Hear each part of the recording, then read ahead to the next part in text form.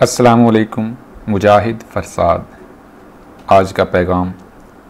पांचों उंगलियां बराबर नहीं होती, लेकिन अगर उनको झुका लिया जाए तो यही उंगलियां बराबर हो जाती हैं। हमारी ज़िंदगी तब आसान हो जाती है जब हम झुकते हैं और नर्म रवैया इख्तियार करते हैं। माजूरों का आलमी दिन हर साल कब मनाया जाता है? 3 दिसंबर को। वर्ल्ड नो टोबैको डे कब मनाया जाता है? 31 मई को। दुरुस्त लफ्ज़ 31 है, 31 नहीं है। लाउड स्पीकर का फंक्शन किन दो बातों पर इन्हिसार करता है? शक्ल और जिसामत, यानी साइज़ एंड शेप। भारत में पहली बार प्राइस कंट्रोल सिस्टम किसने मुतारफ़ कराया था? अलाउद्दीन खिलजी ने। पाकिस्तान में ज़्यादा बोली जाने वाली ज़ुबान कौन सी है? पाकिस्तान में सबसे ज़्यादा बोली जाने वाली ज़ुबान पंजाबी है। कुरान मजीद की कितनी सूरतों का आगाज़ हरूफ मुक़त्तआत से होता है? 5 सूरतों का आगाज़। कितनी सूरतों में हरूफ मुक़त्तआत इस्तेमाल हुए हैं? 29 सूरतों में। ये भी ज़हन में रहे कि ये 29 नहीं है, ये 29 है। और इन दोनों सवालों पर गौर करें कि कुरान मजीद की वो कौन सी सूरतें हैं जो बिल्कुल आगाज़ में हरूफ मुक़त्तआत रखती हैं, तो वो 5 हैं, लेकिन टोटल सूरतें 29 हैं जिनमें हरूफ मुक़त्तआत इस्तेमाल हुए हैं।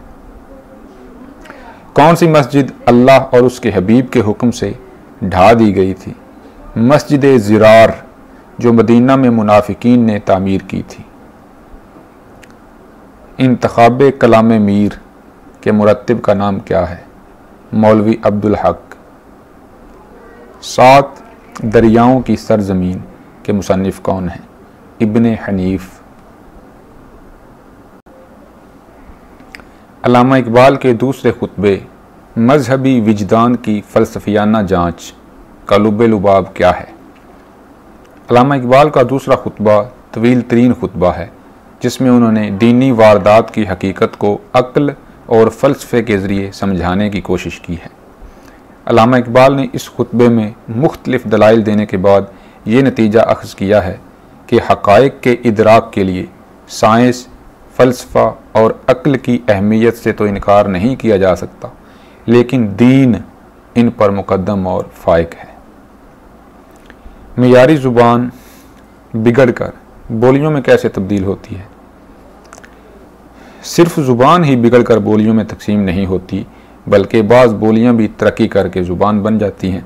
यानी जब ज़ुबान बिगड़ती है तो बोलियां बनती हैं, और जब बोलियां तरक्की करती हैं तो वो ज़ुबान में तब्दील होती हैं। जैसे संस्कृत ज़ुबान बिगड़ कर प्राकृत और अपभ्रंश बोलियों में तकसीम हुई, और इसी तरह हिंद आरियाई बोलियों से उर्दू ज़ुबान वजूद में आई। डॉक्टर सलीम अख्तर ने सज्जाद हैदर यल्दरम के किस अफसाने को उर्दू का पहला जिनसी अफसाना करार दिया है? खारिस्तान व गुलिस्तान को। डिप्टी नज़ीर अहमद के बजाय अब्दुल हलीम शरर को उर्दू का पहला नावल निगार किसने करार दिया है? शेख अब्दुल कादिर ने। मीर हसन की सवानही मसनवी कौन सी है? गुलज़ारे इरम। हाफिज़ महमूद शिरानी के मुताबिक किसने उर्दू को हिंदी और ज़ुबान रोज़गार कहा है? अबू अल फज़ल ने। असनाफ़ नस्र और असनाफ़ शायरी के मुसन्निफ कौन हैं? इन दोनों किताबों के मुसन्निफ डॉक्टर मोहम्मद इफ्तिखार शफ़ी हैं। हम्द का पहला बाकायदा मजमुआ किस उन्वान से है? दीवाने हमदे ईज़दी। ग़ुलाम सरवर लाहौरी को उर्दू अदब में किस चीज़ के लिहाज से अव्वलियत हासिल है? हम्द का पहला मजमुआ इन्हीं का है, जो कि दीवाने हमदे ईज़दी के नाम से है। उर्दू शायरी की मुख्तसर तारीख़ के मुसन्निफ कौन हैं? उर्दू शायरी की मुख्तसर तारीख़ के मुसन्निफ मोहम्मद जमील अहमद बरेलवी हैं। बहुत शुक्रिया।